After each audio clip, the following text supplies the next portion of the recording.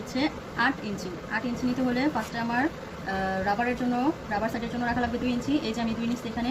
তারপর হচ্ছে আমার লম্বা মাপ নিব এখান থেকে 8 ইঞ্চি। এই হচ্ছে 8 ইঞ্চি, এখানে আমি একটা মার্ক করছি। তারপর হচ্ছে আরও হচ্ছে এলাস্টিক মুড়ি দেওয়ার জন্য আরও 2 ইঞ্চি নেওয়া লাগবে। এই যে আমার এখানে আমি মার্ক করে নিচ্ছি 2 ইঞ্চি বাড়ায়, ঠিক আছে। তারপর হচ্ছে আমার কোমরের মাপ। কোমরের মাপ হচ্ছে আমার 20 ইঞ্চি। 20 ইঞ্চিকে আমি, যেহেতু আমার পাঁচটা ভাজাই করা হবে, এই জন্য 4 ভাগে, এই জন্য আমি 4 5 20, এই জন্য আমি 5 নিব প্রথমে, ঠিক আছে। 5-এর মাপটা নিব। নেওয়ার পর এই যে আমি 5 মার্ক করে নিচ্ছি এখন। তারপরে হলো আমার কোমরের মাপের 4 ভাগের এক অংশ থেকে 2 ইঞ্চি বেশি নিতে হবে। এই জন্য আমি এই 5-এর কোমরের মাপ থেকে যে 2 ইঞ্চি বেশি নিচ্ছি, এই যে মার্ক করে দিলাম এখানে। এখন হচ্ছে কোমরের লাইনে যা থাকবে তার সাথে 2 ইঞ্চি বেশি নিতে হবে। যেহেতু আমার কোমরের মাপ আছে 7, এই যে এখন এখানে আমি, এটা কি লাইন হবে? এটা হচ্ছে আমার হাইয়ের লাইন। এটা হচ্ছে হাইয়ের লাইন। এই হচ্ছে 7।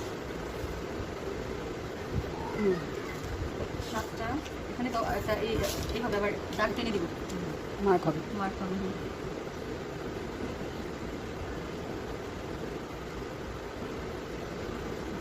এখন হচ্ছে যেহেতু হিপ লাইন, কোমরের লাইনে যা থাকবে তার সাথে 2 ইঞ্চি বেশি নিতে হবে। এখন আমি এই যে এই হিপ লাইনটা এখান থেকে মার্ক করবো 7।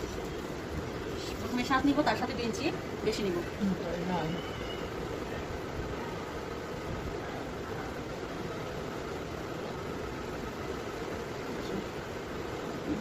এই যে 7,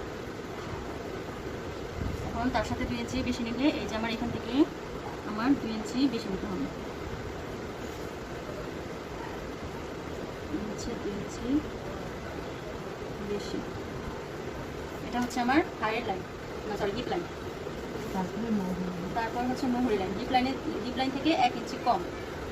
হিপ লাইনের থেকে 1 ইঞ্চি কম হবে। হিপ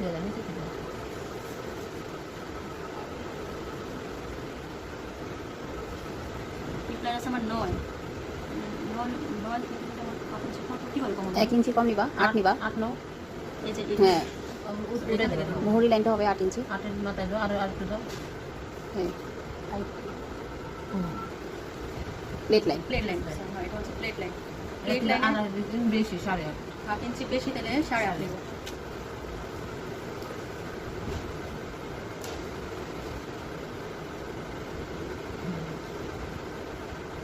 হচ্ছে 8.5, ঠিক আছে না?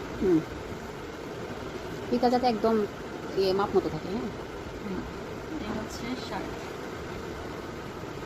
এখন দাগগুলো মিলাও।